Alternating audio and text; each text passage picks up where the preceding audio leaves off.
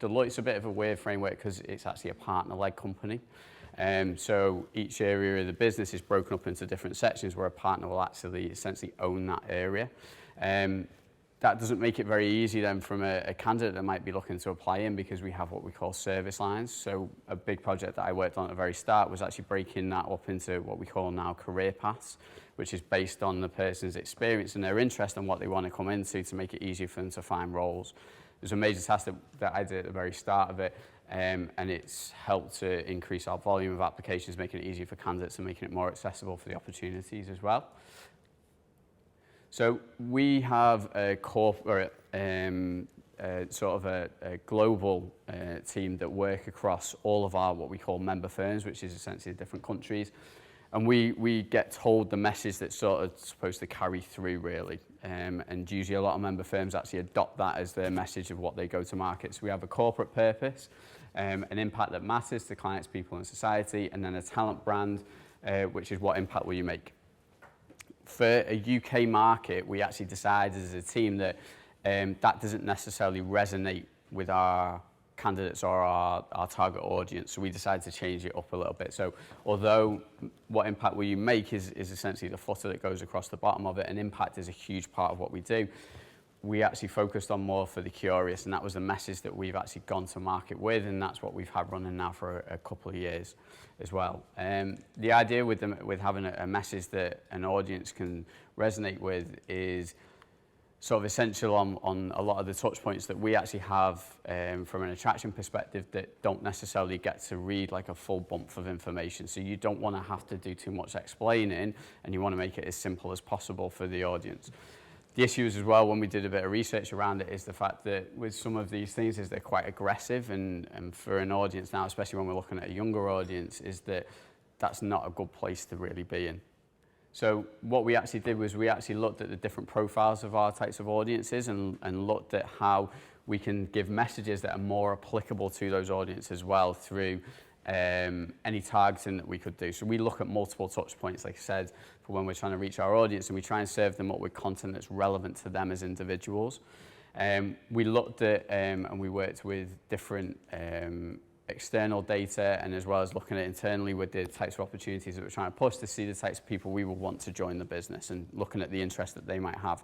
And also knowing that not everyone will fall into necessarily a specific bucket, but there's certain things that people will find more interesting or more suitable to them as well, and we try to tailor our communications based on what those different people might want as well.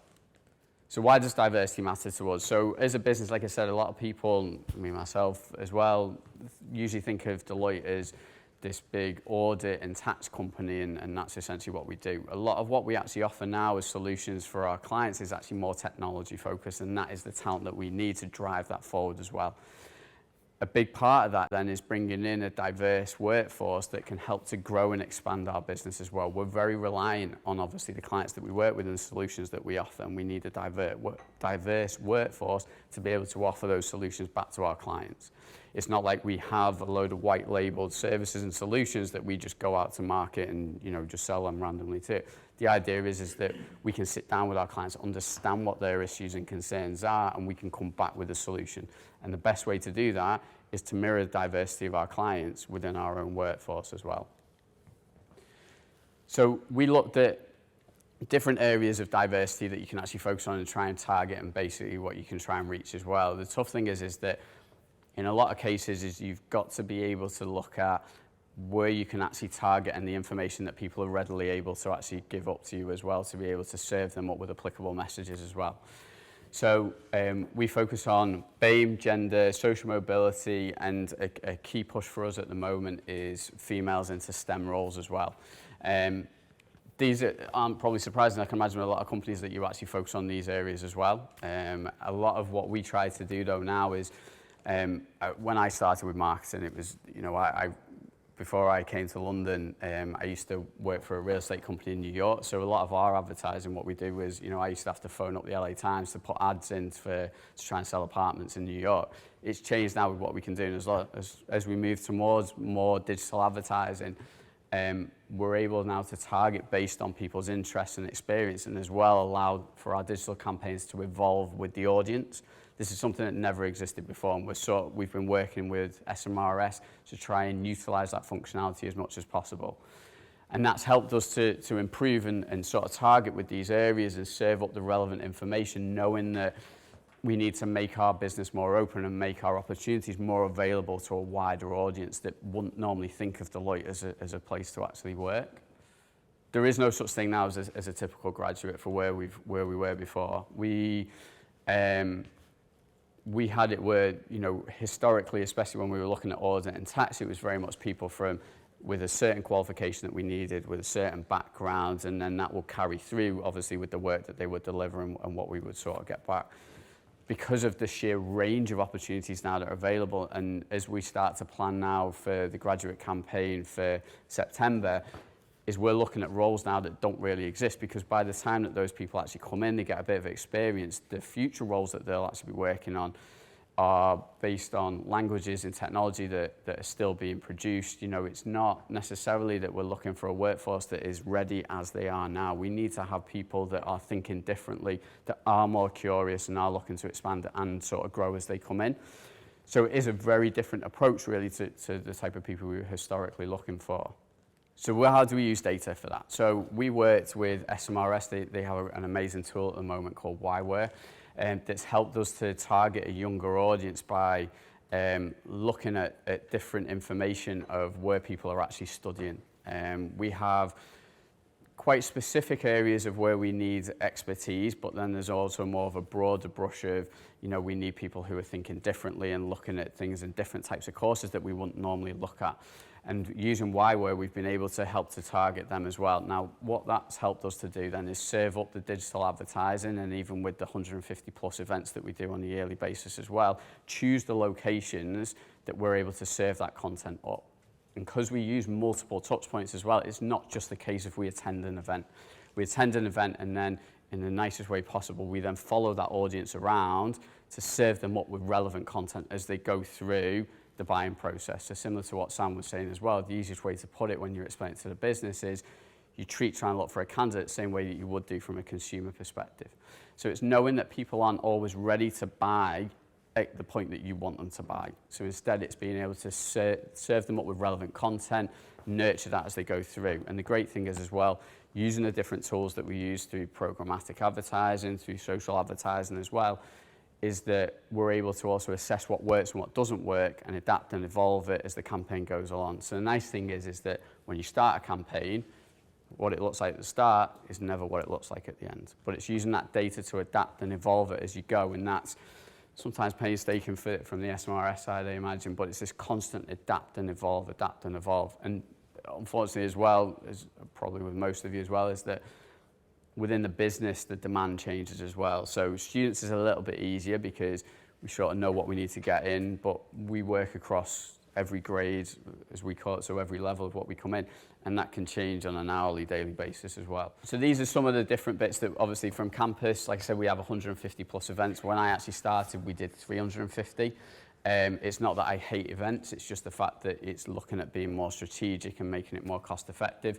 And by having the data that sort of supports where we need to go for events, and over the 3 years as we've started to cut those back as well to see the impact, we've actually had more emphasis on the online as well.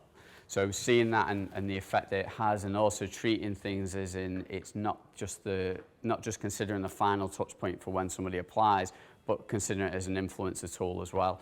And the great thing is with the amount of data and the amount of data capture that we do behind all of the work that we have, is that we can see what influences a decision as well as what's the final touch point at which they make it as well. And then the other side is the cost impact as well, which is also the easiest bit to sell into the business. So by using the data, we can be a lot more strategic. We're able to target the people that will really resonate with the message. And as well, it means then that we're also hopefully having a positive impact on attrition as well, because we're not actually bringing people in with them not being suitable for a role, or the role not being right for them, because we know that Deloitte's not right for everyone. We know that those opportunities aren't right for everyone. And the other idea is obviously, you know, we want to be as open as possible, so it's inclusion, not exclusion. We did a big piece when I started, which was looking at the perception of our business, and a big thing that came back that we were seen as quite a faceless company. A lot of the material that we put out didn't really have anything of our people. It might even be stock imagery of groups of people and things like that, very cheesy. Whereas now around 70% of all our content is our own people's stories. Our photo shoots are all just our people. We have 10 diversity networks that run through the business as well that are actually run by individuals in the business. Our LGBT one, which is called Globe, I think has close to 6,000 members. And bear in mind, there's only 15,000 people in the UK. 6,000 are allies or members of the LGBT community. So these are pretty big things, and they help to support and supply us with that content. So we have a bigger piece where we're trying to show the advocacy of, and it makes it very honest as well, of taking the message of our people and just putting it in front of the target audience. To Sarah's point as well, as the fact that people trust the individuals within the business. I think there's twice as many people who trust the story from somebody within the business over and above the CEO. We don't have a case study from our CEO. We only have the case studies of our people, and we try to mirror the people we're trying to attract in. So this is the campaign that we've got that's been currently live at the moment. The idea as well is, because we're using these multiple touch points, is that we have a creative that comes back to for the curious. We went for more the ethereal side of it as well. This is basically the front screen of it. A lot of what we have then that sits behind it is the pictures of our people, because people trust people. But the idea is that from a continuity perspective is that they will see it as they go through the different experiences that they have. So whether they're getting served up as a social campaign, or whether they're getting served up as, picking up a brochure when they're at an event, is that they have that continuity that goes right the way through it. So that hopefully thought of mind is when they do come to actually apply, is that they realize and recognize the brand as we go through as well. And that's carried on not just through the actual imagery, but also through the message that we've got and the tone of voice as well, as we've gone to be more inclusive, and we've also become just a lot more suitable for the target audience, less corporate, as we move towards that environment as well. And then across the website, so website is a huge thing for us. Putting these career paths, which, like I said before, we were service line led, which still doesn't really make much sense to me, I'll be perfectly honest, but by having it more as career paths, we saw a massive influx of applications, and it's applications of good people as well, people that wouldn't normally think to come and work for us, but didn't really see how maybe their background or maybe their experience or maybe their education will fit into the types of roles that we have available. So the idea obviously is making sure that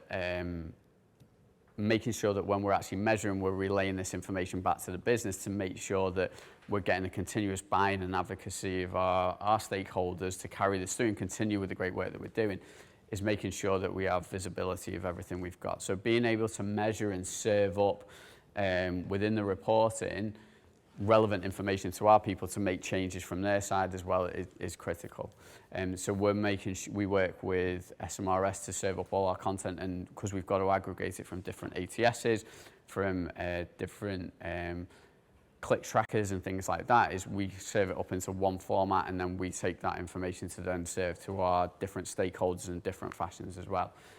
The tracking and reporting, when I started, we didn't have any tracking in place. I never did it, by the way, but we never had any tracking in place, and one of our team worked tirelessly with Global to put floodlight tracking and end-to-end tracking through the different ATSs, so we can now monitor and see where we've got the drop-off as well.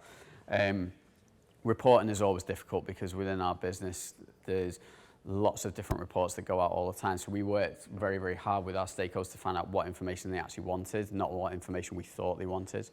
And it's that continuous conversation that we do within it as well. And stakeholder management. Attraction and recruitment is often seen as another hat for someone, whereas for us, obviously, it's our job. So trying to make sure that we acknowledge that it's not the most important thing, that we just get them along. We take them on the journey, but we know that they're not going to be able to necessarily commit the time that we need. So we've had to be as flexible as possible to get everything we want out of them.